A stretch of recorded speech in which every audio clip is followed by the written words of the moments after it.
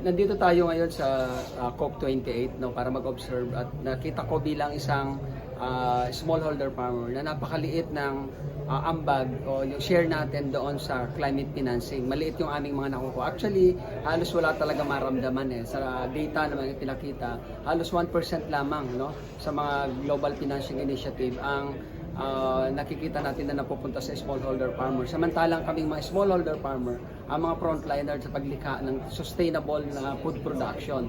Kami yung frontliner sa mga bagyo, sa mga baha, sa drought, no, at even sa control namin sa mga seeds. So, ang dami naming kailangan, ang dami naming requirement na kailangan para sa pagbangon sa mga epekto ng kalamidad, pero napakaliit ng share na nakukuha namin dito sa mga pinag-uusapan natin na green climate financing. Kaya ang mungkahin natin ay palakasin ito sa pamamagitan ng pagpupundo at paglalagay ng mga resources dito sa mga initiative na ginagawa nga namin, katulad dito sa agroecology.